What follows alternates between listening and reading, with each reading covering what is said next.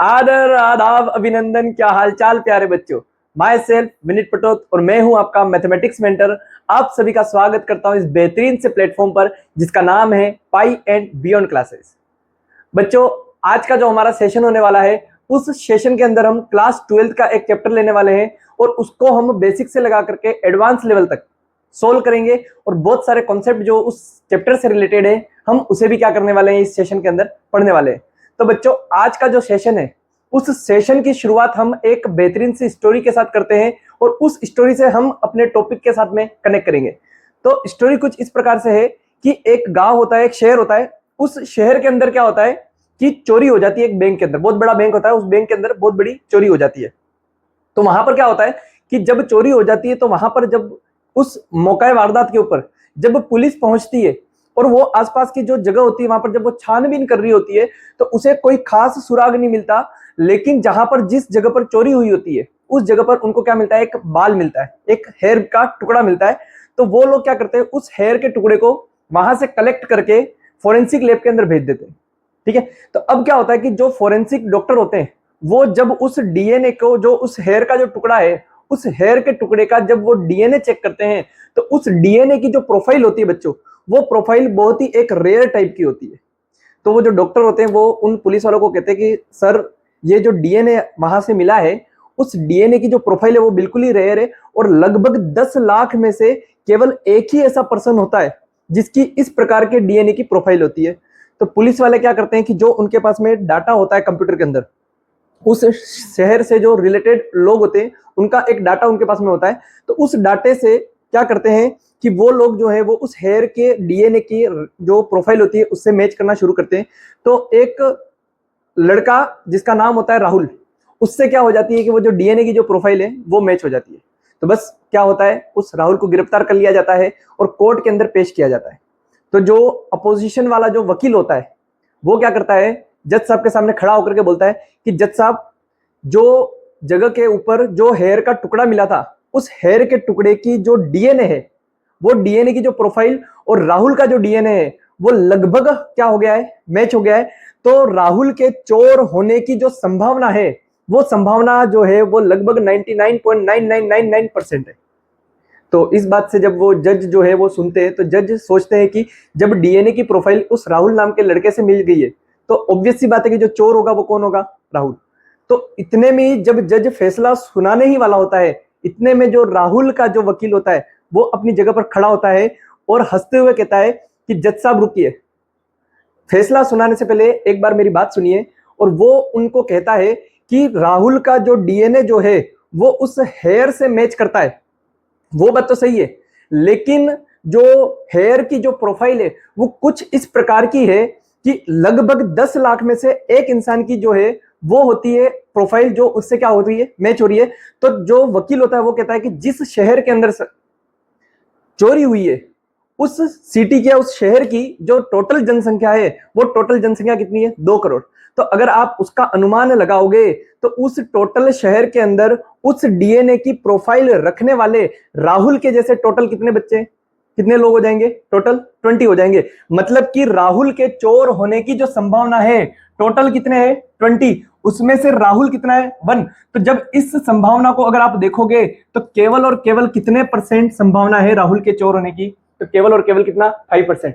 तो जब किसी इंसान के चोर होने की संभावना ही 5% है तो क्या हम उसे चोर घोषित कर सकते हैं क्या, नहीं। तो जज साहब कहते हैं कि हमारा जो कानून व्यवस्था है उस कानून व्यवस्था की कुछ एक खास बात ऐसी है कि भले ही 100 गुनेगार छूट जाएं लेकिन एक बेगुनाह को सजा नहीं हो सकती है। और राहुल को क्या कर दिया जाता है, बाइज्जत बड़ी कर दिया जाता है। तो इस स्टोरी से आपको एक बात का तो पता लग ही गया होगा कि आज का जो हमारा टॉपिक होने वाला है उस टॉपिक का नाम क्या है बच्चों, प्रोबेबिलिटी। तो बात करते हैं प्रोबेबिलिटी की। तो क्या होती है प्रोबेबिलिटी, तो डेली लाइफ के अंदर अगर हम देखें तो हर जगह हमारे पास में इससे रिलेटेड कुछ ना कुछ बात जो है वो हम करते रहते हैं कि प्रोबेबिलिटी ये है। जैसे कि आजकल बारिश का मौसम चल रहा है तो हम कहते हैं कि बहुत तेज हवा चल रही है तो लगभग आज संभावना है कि क्या होने वाली है, बारिश होने वाली है। ठीक उसी तरीके से फीफा वर्ल्ड कप भी चल रहा है, ठीक है। तो कुछ लोग जो है जो कि फुटबॉल के अंदर इंटरेस्ट रखते हैं वो सोच रहे होंगे कि मेसी जो है वो अभी कैसा फॉर्म में है। तो लगभग संभावना ये जताई जाती है कि जो अर्जेंटीना जो है वो क्या होने वाला है, इस वर्ल्ड कप के अंदर क्या होगा, विजेता होगा, जीतने वाला है, विनर बनने वाला है। ठीक है। तो इसी तरीके से बहुत सारी चीजें जो होती है जिनका डेली लाइफ के अंदर क्या होता है, यूज होता है। जैसे कि बच्चों आप सभी जो हैं वो इंस्टाग्राम वगैरह तो यूज करते ही हैं। तो अक्सर हम देखते हैं कि जिस रील को हम ज्यादा देखते रहते हैं वो इंस्टाग्राम का जो एल्गोरिदम है वो कुछ इस प्रकार से सेट हो जाता है कि हम जिस प्रकार की रील्स देखते हैं वो रील्स जो होती है वो कंटिन्यू उसी टाइप की रील्स आती रहती है। तो ऐसा कैसे होता है, तो जिस रील के ऊपर आप लगभग 5 सेकंड भी अगर रुक जाते हो तो उसके बैक एंड में एक एल्गोरिदम सेट हो जाता है प्रोबेबिलिटी की वजह से कि इस बंदे को इस टाइप की रील्स देखना पसंद है। तो वो इंस्टाग्राम क्या करता है कि उसे उसी टाइप की रील्स जो है वो देता है। जैसे कि स्पॉटिफाई की बात करें, जो सॉन्ग्स होते हैं, आप जिस प्रकार के सॉन्ग सुनते रहते हो वो स्पॉटिफाई भी क्या करता रहता है, आपका जो टेस्ट है उस टेस्ट के थ्रू क्या करता है कि वो एल्गोरिदम ऐसा सेट कर देता है कि जिस प्रकार के सॉन्ग आपको सुनने होते हैं उसी प्रकार के सॉन्ग को वो क्या करता है, प्ले करता रहता है। तो बस इसी प्रकार का कुछ कॉन्सेप्ट होता है किसका, आपका प्रोबेबिलिटी का। अगर हम बात करें प्रोबेबिलिटी का मतलब क्या होता है, तो प्रोबेबिलिटी की बात की जाए तो प्रोबेबिलिटी का हिंदी में अगर आप अनुवाद देखोगे तो मतलब क्या था, जनरली संभावना। मतलब कि किसी काम के होने की क्या संभावना है, उसी संभावना को जो व्यक्त किया जाता है मैथमेटिक्स के अंदर उसी को कहते हैं क्या बच्चों, प्रोबेबिलिटी। तो प्रोबेबिलिटी की अगर बात करें तो प्रोबेबिलिटी शुरू करने से पहले हमारे पास में कुछ इंपॉर्टेंट टर्म्स होती है, उनका एक बार हमें ध्यान होना चाहिए। तो हम कुछ इंपॉर्टेंट टर्म जो कि रिलेटेड है आपके चैप्टर से उनके बारे में हम चर्चा करने वाले हैं। और सबसे पहली जो टर्म है उसका मतलब क्या है, इम्पॉसिबल इवेंट। मतलब कि क्या होता है कि जब भी कभी हम प्रोबेबिलिटी की बात करेंगे तो उसके अंदर हम किसी ना किसी एक इवेंट के होने की, घटना के होने की संभावना के बारे में बात करते हैं। तो ऐसा इवेंट जो कि कभी पॉसिबल ही नो, पॉसिबल ही नहीं होने का मतलब क्या है कि जैसे कि आपने क्या किया, रोल की एक डाइस, ठीक है, आप एक डाइस को क्या कर रहे हो, यहां पर रोल करते हो और आपको क्वेश्चन दे दिया जाए, एक इवेंट दे दिया जाए कि बताओ आपने एक डाइस को रोल किया और उस डाइस के फेस के ऊपर 6 से बड़ा नंबर आने की प्रोबेबिलिटी क्या है। तो बताओ जो डाइस होते हैं उसके ऊपर टोटल 6 नंबर होते हैं। अगर आप उसके सैंपल स्पेस की बात करोगे तो सैंपल स्पेस के अंदर टोटल कितने नंबर आ जाएंगे, 1 2 3 4 एंड 5 6। तो जब उसके फेस के ऊपर इन 6 में से ही नंबर आ सकते हैं तो बताओ क्या कोई ऐसी घटना घटित होगी क्या जिसके अंदर जब आपने डाई को रोल किया तो आपका जो नंबर है वो नंबर क्या आ जाए, 6 से बड़ा। तो ऐसा इवेंट जो कि होना कभी भी पॉसिबल नहीं होता उस इवेंट को क्या बोला जाता है, इम्पॉसिबल इवेंट। और इम्पॉसिबल इवेंट की जो प्रोबेबिलिटी होती है वो प्रोबेबिलिटी आपकी कितनी होती है, 0। ठीक है। सेकंड नंबर होता है कौन सा आपका, श्योर इवेंट। श्योर इवेंट का मतलब क्या है कि आपने कुछ ऐसा काम किया या कुछ ऐसी घटना घटी जिसका होने की संभावना 100% है, मतलब कि ये तो होगा ही होगा।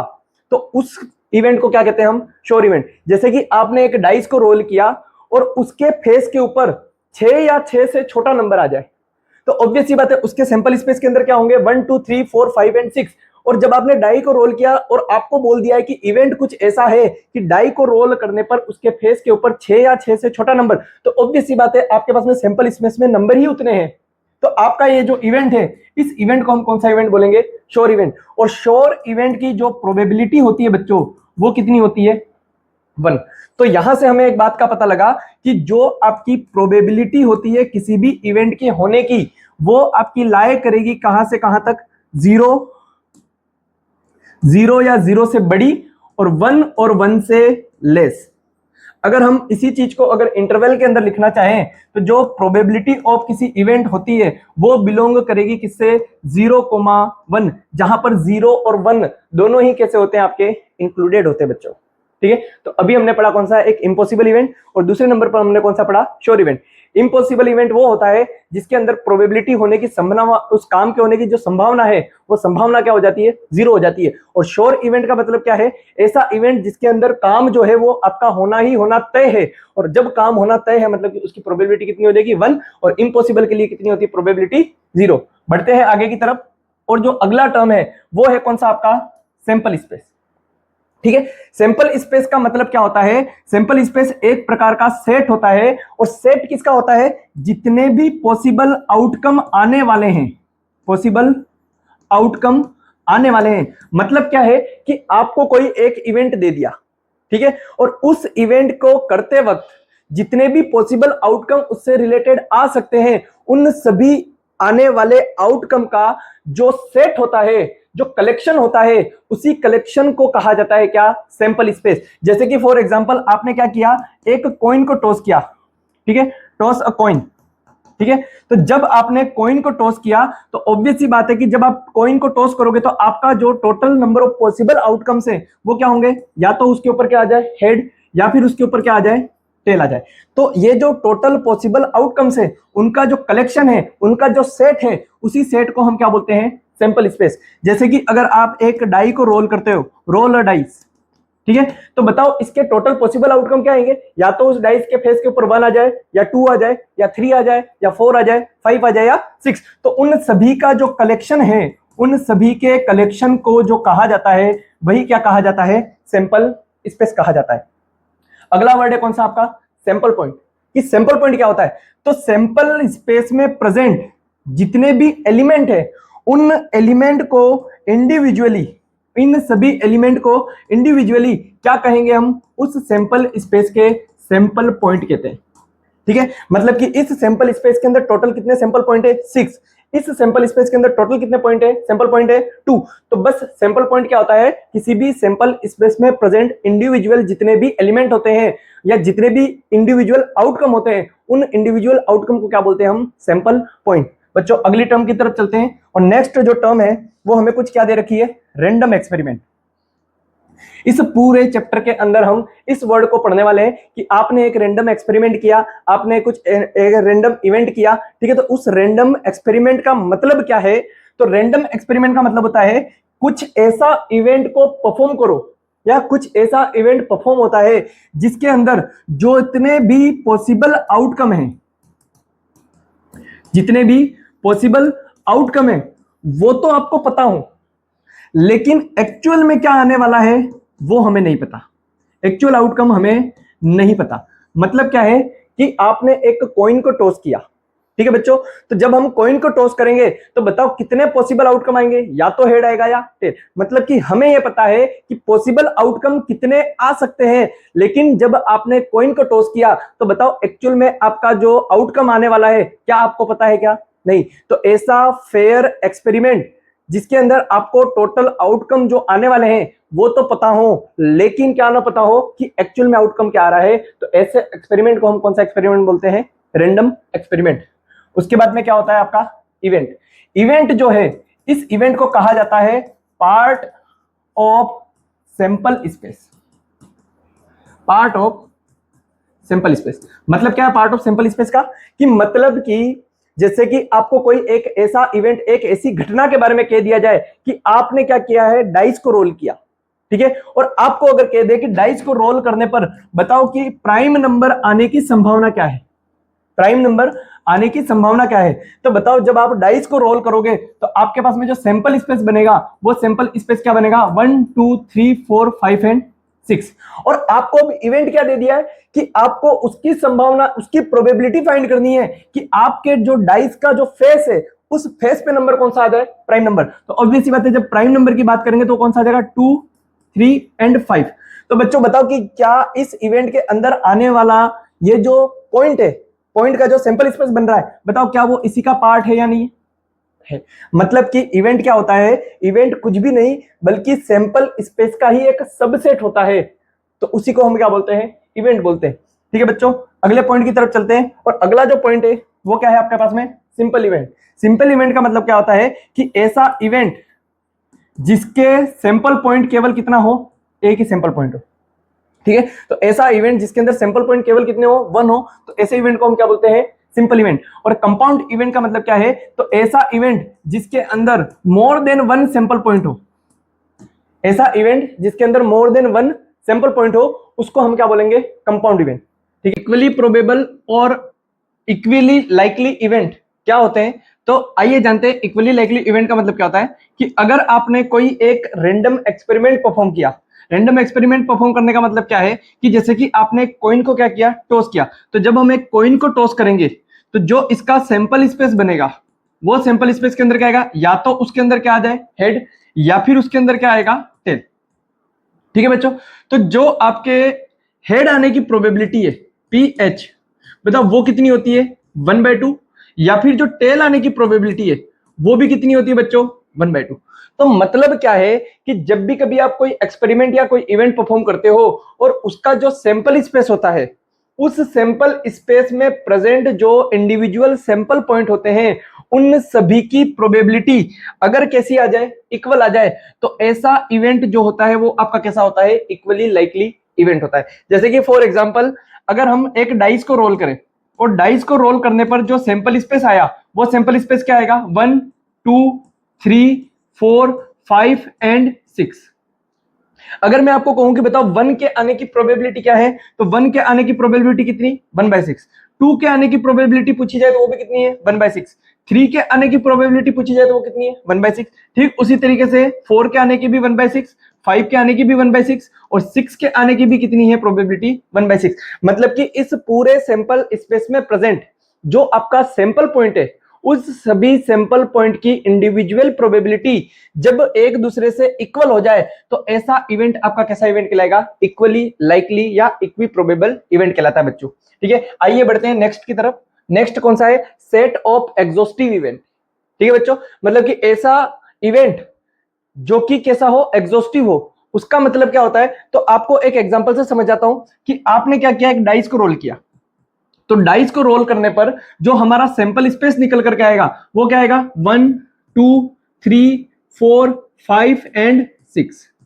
अब आपको मैं कुछ इवेंट दे रहा हूं और पहला इवेंट जो है इवन, वो है कि आपने डाई को रोल किया और क्या आ जाए, इवन नंबर आ जाए। कौन सा नंबर आ जाए, इवन नंबर। तो बताओ इवन नंबर कौन कौन से आ सकते हैं आपके पास में, तो 2 आ सकता है, 4 आ सकता है और 6 आ सकता है। ठीक है, एक दूसरा इवेंट E2 कुछ इस प्रकार से आपको दिया हो कि आपने डाइस को रोल किया तो आपके पास में डाई के फेस के ऊपर कौन सा नंबर आ जाए, ओड नंबर। ठीक है, और ओड नंबर जो होंगे वो आपके पास में क्या होंगे, 1 3 एंड 5। ठीक है, अब आप क्या करोगे कि अगर कोई दो या दो से ज्यादा अलग अलग इवेंट यदि आपको दिए हो और उन इवेंट का अगर आप यूनियन करते हो, जैसे इवन यूनियन क्या कर दिया, E2, तो बताओ इवन यूनियन E2 करने पर जो आपके पास में टोटल जो इन दोनों का जो सैंपल स्पेस बनेगा वो क्या बनेगा, 1 2 3 4 5 एंड 6। मतलब कि यूनियन के अंदर क्या होता है, या तो E2 के अंदर हो वो एलिमेंट या फिर किसमें हो, E1 के अंदर हो। तो जब हमने E1 यूनियन E2 किया तो उसका जो सैंपल स्पेस है वो आपका जो मेजर जो सैंपल स्पेस है इवेंट का अगर उसके इक्वल आ जाता है तो ऐसा इवेंट कैसा कहलाता है, आपका सेट ऑफ एग्जॉस्टिव इवेंट कहलाता है बच्चों। मतलब क्या है, सेट ऑफ एग्जॉस्टिव का मतलब क्या है कि कोई रैंडम एक्सपेरिमेंट आपने परफॉर्म किया, उसका सैंपल स्पेस और जो इवेंट आपको दे रहे हैं, ठीक है, उनका सैंपल स्पेस यदि दोनों आपस में इक्वल हो जाए तो ऐसा इवेंट आपका कैसा इवेंट कहलाता है, एग्जॉस्टिव इवेंट कहलाता है। बढ़ते हैं नेक्स्ट की तरफ, और नेक्स्ट आपको कुछ इस प्रकार से दे रखा है, डिसजॉइंट इवेंट। ठीक है बच्चों, डिसजॉइंट इवेंट का मतलब क्या होता है कि जब आपको कोई ऐसे दो इवेंट दिए जाएं कि जब हम उनका इंटरसेक्शन लें, इसी एग्जांपल के अंदर समझते हैं कि इन दोनों का इंटरसेक्शन अगर किसके इक्वल आ जाए, 5 के आ जाए, मतलब कि एक भी एलिमेंट इन दोनों के अंदर कॉमन ना हो, तो ऐसा इवेंट आपका क्या कहलाएगा, डिसजॉइंट इवेंट कहलाएगा बच्चों। मतलब कि कोई दो इवेंट कुछ इस प्रकार से गिवन हो कि जब हम इन दोनों इवेंट का इंटरसेक्शन लें तो इंटरसेक्शन इवेंट लेने पर हमारा जो आंसर है वो आंसर क्या आ जाए, 5 के बराबर आ जाए, तो ऐसे इवेंट को कहा जाता है कौन सा, आपका डिसजॉइंट इवेंट। मतलब कि कुछ भी कॉमन ना आए तो ऐसे इवेंट को हम क्या बोलते हैं, डिसजॉइंट इवेंट। बढ़ते हैं हम आगे की तरफ, और नेक्स्ट है हमारा कौन सा, इंडिपेंडेंट इवेंट।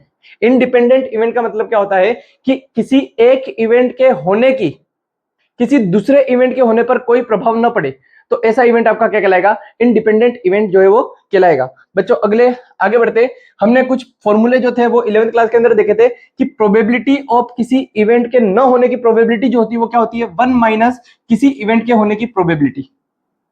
ठीक है, अगर हमको बोला जाए कि probability of A union B क्या होता है, तो वो क्या होता है, probability of A plus probability of B minus probability of A intersection B. लेकिन अगर आपको A and B are the event are disjoint event, ठीक है, अगर ए और बी यदि आपको डिसजॉइंट इवेंट दे रखे हों तो उसके अंदर ए यूनियन बी की जो प्रोबेबिलिटी हो जाएगी वो क्या हो जाएगी, probability of A union B क्या हो जाएगा, probability of A plus probability of B.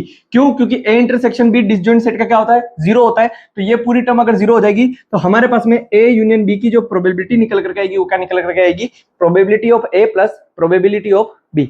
बच्चों अगला बढ़ते हैं हम नेक्स्ट की तरफ, और नेक्स्ट हम एक क्वेश्चन करते हैं। क्वेश्चन के अंदर क्या है कि एक फेयर कॉइन आपको लेना है, ठीक है। फेयर कॉइन का मतलब क्या होता है कि जब आप उसको टॉस करो तो जो सैंपल स्पेस बनेगा उस सैंपल स्पेस के अंदर जितने भी आपके पास में इंडिविजुअल एलिमेंट आते हैं उनकी प्रोबेबिलिटी आपकी क्या हो जाएगी, जो इवेंट है सॉरी वो कैसा हो जाएगा आपका, इक्वली लाइकली इवेंट हो जाए, तो वो कॉइन आपका कैसा कॉइन होगा, फेयर कॉइन। तो अगर आप एक फेयर कॉइन को टॉस करते हो, अ फेयर कॉइन इज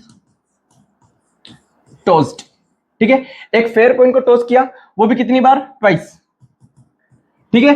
तो जब हम दो कॉइन को या एक कॉइन को दो बार टॉस करेंगे तो बताओ जो हमारा सैंपल स्पेस निकल करके आएगा वो सैंपल स्पेस क्या आएगा, या तो पहले पर हेड आ जाए और दूसरे पर भी क्या आ जाए, हेड, या फिर पहले पर हेड आ जाए दूसरे पर क्या आ जाए, टेल, या पहले पर टेल आ जाए दूसरे पर क्या आ जाए, हेड, या फिर दोनों पर ही क्या आ जाए, टेल आ जाए। तो जो आपका सैंपल स्पेस है उसके अंदर टोटल कितने एलिमेंट है, 4 एलिमेंट है, ठीक है बच्चों। हम सभी जानते हैं कि यदि हम एक कॉइन को टॉस करते हैं तो बताओ प्रोबेबिलिटी ऑफ एच क्या होती है, 1/2।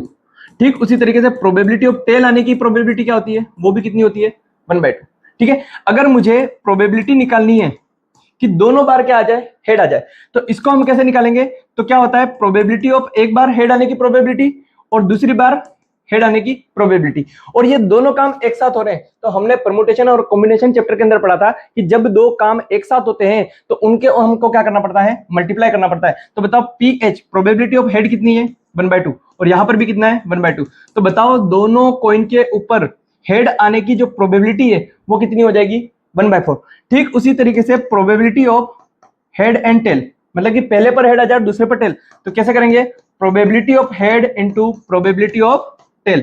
बताओ प्रोबेबिलिटी ऑफ हेड क्या है, 1/2, प्रोबेबिलिटी ऑफ टेल कितना है, 1/2, तो कितना हो जाएगा यहाँ पर, 1/4।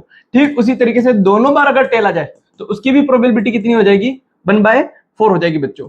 तो यहां से अगर आप देखोगे कि जो आपका सैंपल स्पेस है उसके हर इंडिविजुअल सैंपल पॉइंट की प्रोबेबिलिटी देखोगे तो कितनी है, 1/4, इसकी भी 1/4, इसकी भी 1/4, और इसकी भी क्या है, 1/4। और जब भी कभी सैंपल स्पेस में प्रेजेंट सैंपल पॉइंट की प्रोबेबिलिटी इक्वल हो जाती है तो उस केस के अंदर उस इवेंट को हम क्या बोलते हैं, इक्वली लाइकली इवेंट। और जब हम इक्वली लाइकली इवेंट को सोल्व करेंगे तो हमें क्या किया है, यहां पर अगर मैं आपको एक इवेंट दे दूं, इवेंट दिया है कि आप क्या कर रहे हो, एटलीस्ट 1 हेड आने की प्रोबेबिलिटी क्या होगी, एटलीस्ट 1 हेड आने की प्रोबेबिलिटी अगर आपको फाइंड करनी है।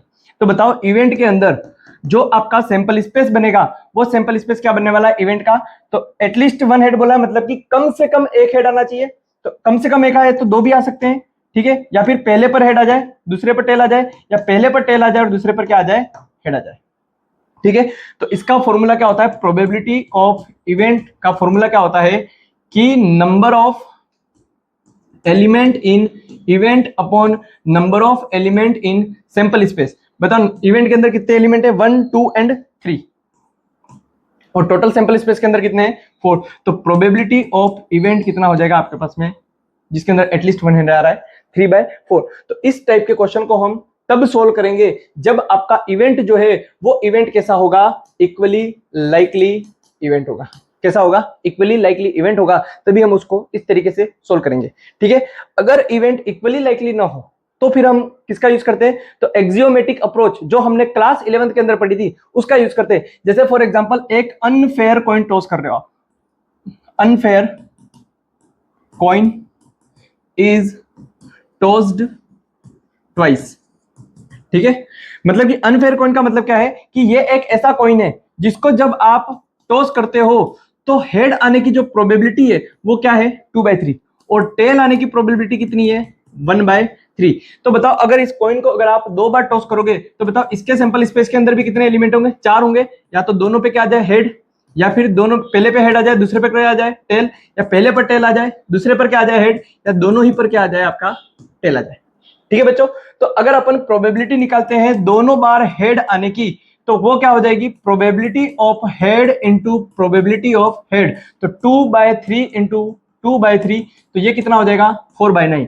ठीक उसी तरीके से पहले पर हेड या एक पर हेड और एक पे टेल आ जाए तो उसकी प्रोबेबिलिटी क्या हो जाएगी, probability of head into probability of tail.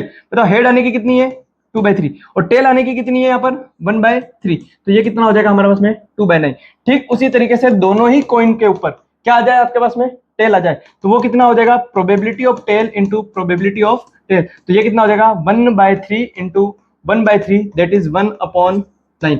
तो बताओ यहां पर प्रेजेंट जो आपका सैंपल पॉइंट है, बताओ हेड हेड दोनों पर हेड आने की प्रोबेबिलिटी कितनी है आपके पास में 4/9। बताओ एक बार हेड और एक बार टेल आने की कितनी है 2/9, 2/9, और दोनों बार टेल आने की प्रोबेबिलिटी कितनी है 1/9। तो क्या यहाँ पर सैंपल स्पेस के अंदर प्रेजेंट जितने भी सैंपल पॉइंट है उनकी प्रोबेबिलिटी क्या है, सेम है क्या, नहीं। तो ऐसा इवेंट जिसके अंदर सैंपल पॉइंट की प्रोबेबिलिटी अलग अलग हो जाए तो ऐसे इवेंट को हम इक्वली लाइकली इवेंट नहीं कहते। और इस टाइप के क्वेश्चन को हम सोल्व करते हैं किसका यूज करके, एक्सियोमेटिक अप्रोच।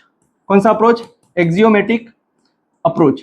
और एक्सियोमेटिक अप्रोच के अंदर क्या होता है, तो आपको क्या किया जाता है कि जो आपको इवेंट दे रखा हो उस इवेंट के अंदर आने वाले सभी सैंपल पॉइंट की प्रोबेबिलिटी का आपको क्या करना पड़ता है, सम करना पड़ता है। जैसे कि अगर मैं आपको इवेंट दे दूं ई, और ई इवेंट है क्या, एटलीस्ट 1 हेड आने की प्रोबेबिलिटी, एटलीस्ट 1 हेड। तो बताओ अगर एटलीस्ट 1 हेड बोला है तो बताओ ई के अंदर आपके पास में कौन कौन से एलिमेंट होंगे, एटलीस्ट 1 बोला है तो क्या आ जाएगा, दोनों हेड आ सकते हैं, यस। या पहले पर हेड आ जाए दूसरे पर क्या आ जाए, टेल, या पहले पर टेल आ जाए और दूसरे पर क्या आ जाए, हेड आ जाए। तो अगर आपको प्रोबेबिलिटी ऑफ ई फाइंड करना है तो वो कैसे फाइंड होगा, तो प्रोबेबिलिटी ऑफ दोनों पर हेड आना प्लस प्रोबेबिलिटी ऑफ पहले पर हेड दूसरे पर टेल, या फिर प्लस प्रोबेबिलिटी ऑफ पहले पर टेल दूसरे पर क्या आ जाए, हेड आ जाए। तो बताओ यहां से प्रोबेबिलिटी ऑफ एच एच दोनों पर हेड आने की कितनी है 4/9। बताओ एक पर हेड आने की कितनी है 2/9, पहले पर टेल आ जाए उसकी भी कितनी है 2/9। जब हम इसको सोल्व करेंगे तो एलसीएम कितना आएगा 9, 4 + 2 + 2, तो हमारा जो आंसर आएगा वो आंसर क्या आएगा, प्रोबेबिलिटी ऑफ इवेंट क्या आएगा हमारे पास में 8/9। तो इस अप्रोच को बोला जाता है एक्सियोमेटिक अप्रोच, और इसका यूज हम तब करते हैं जब आपके पास में सैंपल पॉइंट की प्रोबेबिलिटी जो है वो आपकी इक्वल ना हो, मतलब कि नॉन इक्वली लाइकली इवेंट होता है, तभी हम इसका क्या करेंगे, यूज करेंगे बच्चों। तो अब हम बढ़ते हैं 12th क्लास की प्रोबेबिलिटी के ऊपर, और 12th क्लास की जो प्रोबेबिलिटी शुरू होती है वो आपकी शुरू होती है कहां से, कंडीशनल प्रोबेबिलिटी से। तो क्या होता है कंडीशनल प्रोबेबिलिटी, आपको समझाता हूं मैं एक स्टोरी के माध्यम से, तो आपको ध्यान से सुनना है। तो क्या होता है बच्चों कि एक क्लास होती है, उस क्लास के अंदर उनका जो टीचर होता है वो एक एग्जाम लेता है, और एग्जाम लेते वक्त वो उन स्टूडेंट्स को कहता है कि जो भी क्लास के अंदर टॉप 2 के अंदर आएंगे वो उनको क्या देगा, एक मिठाई देगा। ठीक है बच्चों। तो जब वो क्लास टेस्ट होता है और उस क्लास टेस्ट के अंदर 2 स्टूडेंट, एक का नाम होता है राम और एक का नाम होता है श्याम, ठीक है, राम एंड श्याम, ठीक है, ये दोनों ही स्टूडेंट जो है वो क्या हो जाते हैं, उसके अंदर पास हो जाते हैं, टॉप करते हैं। तो वो टीचर जो है वो एक मिठाई का डब्बा लाता है, और उस मिठाई के डब्बे के अंदर काजू कतली होती है और एक होता है कौन सा आपका, गुलाब जामुन। ठीक है बच्चों, तो एक काजू कतली और एक गुलाब जामुन, ठीक है। टोटल काजू कतली जो होती है वो 6 होती हैं, और गुलाब जामुन के जो पीसेस होते हैं वो कितने होते हैं, 4 होते हैं। मतलब कि ये जो डब्बा है, इस डब्बे के अंदर टोटल अगर मिठाई देखें तो टोटल कितनी है 10, जिसके अंदर 6 तो क्या है काजू कतली और 4 क्या है गुलाब जामुन, क्या है 4 गुलाब जामुन। और वो क्या करते हैं, राम को बुलाते हैं और राम को कहते हैं कि इस डब्बे के अंदर से आपको क्या करनी है, एक मिठाई जो है वो उठानी है। तो राम डब्बे के अंदर बिना देखे डब्बे में हाथ डालता है और एक मिठाई उठाता है, और वो एक काजू कतली ले लेता है। क्या ले लेता है, काजू कतली, और उस काजू कतली को तुरंत क्या कर लेता है, खा लेता है। ठीक है, तो अब इस डब्बे के अंदर बताओ बच्चों टोटल कितनी बची मिठाई, टोटल मिठाई कितनी है 9, ठीक है, जिसके अंदर काजू कतली अब केवल कितनी है 5, और जो आपके पास में गुलाब जामुन है वो गुलाब जामुन कितने हैं 4। ठीक है बच्चों, तो जब कोई एक इवेंट आपने पहले कर लिया, मतलब कि राम ने जैसे ही काजू कतली उठाई, अब वो बुलाते हैं किसको, शाम को, और शाम को बोलते हैं कि आपको क्या खाना है, तो शाम बोलता है कि मुझे क्या चाहिए, गुलाब जामुन चाहिए। तो बताओ गुलाब जामुन जो है वो अभी डब्बे के अंदर कितने हैं 4, और जो टोटल मिठाई है वो टोटल मिठाई कितनी है 9। तो बताओ गुलाब जामुन आने की जो प्रोबेबिलिटी होगी वो कितनी होगी 4/9, क्या होगी 4/9। तो यहां पर क्या था कि पहले टोटल डब्बे के अंदर कितनी मिठाई थी 10, तो तब गुलाब जामुन आने की प्रोबेबिलिटी अगर आपसे पूछते तो कितनी होती 4/10। अब क्या हो अगर राम अगर जब पहले मिठाई उठाता और वो अगर गुलाब जामुन होता, अगर राम पहले मिठाई उठाता और वो अगर गुलाब जामुन उठाकर खा लेता, तो बताओ उस केस के अंदर जो गुलाब जामुन दूसरी बार आने की प्रोबेबिलिटी क्या हो जाती, तो एक अगर ये उठा लेता तो काजू कतली कितनी बचती 6, और गुलाब जामुन कितने बचते 3। तो उस केस के अंदर भी जो टोटल मिठाई उस डब्बे के अंदर वो कितनी है, 9 है। लेकिन इस बार गुलाब जामुन आने की प्रोबेबिलिटी जो है वो क्या हो जाती है आपके पास में 3/9। और जब हम इसको सिंप्लीफाई करते हैं तो गुलाब जामुन आने की प्रोबेबिलिटी क्या होती है 1/3। तो कंडीशनल प्रोबेबिलिटी का मतलब क्या होता है कि जब किसी एक इवेंट की प्रोबेबिलिटी आपको निकालने को दी जाए लेकिन उससे पहले कोई एक दूसरा इवेंट हो जाता है तो उसकी वजह से जो आपका पहले वाला सैंपल स्पेस है वो भी चेंज हो जाएगा। और उसकी वजह से क्या होता है कि जो बाद में जो आपने इवेंट किया उसकी प्रोबेबिलिटी भी क्या हो जाती है आपकी चेंज हो जाती है। क्यों? क्योंकि वो आपके डिपेंड करेगी किसके ऊपर, जो इवेंट आप पहले कर चुके हो उस पर। तो बस कंडीशनल प्रोबेबिलिटी का मतलब ही यह है कि आपको जिस इवेंट की प्रोबेबिलिटी निकालनी है कब, जब एक दूसरा इवेंट ऑलरेडी हो चुका है, उसी को हम क्या बोलते हैं कंडीशनल प्रोबेबिलिटी। और उसको डिनोट किया जाता है E/F या फिर A/B से।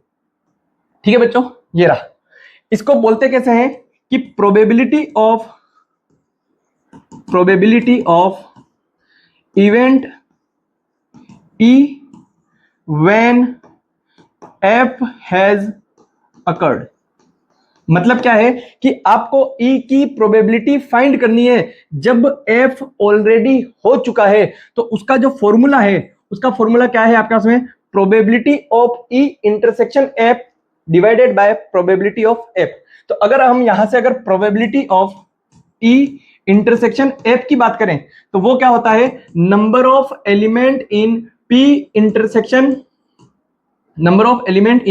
E intersection F upon number of element in total sample space. और प्रोबेबिलिटी ऑफ F क्या होता है आपके पास में, number of element in F upon number of element in sample space. अगर हम इन दोनों ही फॉर्मूले को अगर मैं यहां पर रखूं तो मेरे पास में क्या निकल करके आएगा, तो इसको अगर मैं इससे रिप्लेस करूंगा तो क्या आ जाएगा, number of element in E intersection F upon number of element in sample space whole divided by number of element in F upon number of element in sample space. इससे कैंसिल हो जाएगा। तो जो आपके पास में आंसर निकल करके आया प्रोबेबिलिटी ऑफ E/F क्या आया, number of element in E intersection F upon number of element in F। बच्चों इसी फॉर्मूले का यूज करके हमें क्या फाइंड करनी है, कंडीशनल प्रोबेबिलिटी जो है वो क्या करनी है, फाइंड करनी है। तो चलिए कुछ क्वेश्चन करते हैं और उस क्वेश्चन के माध्यम से हम समझेंगे कि कंडीशनल प्रोबेबिलिटी जो है उसको कैसे सोल्व करना है। तो यहाँ पर एक बेसिक सा क्वेश्चन दे रखा है आपको कुछ इस प्रकार से।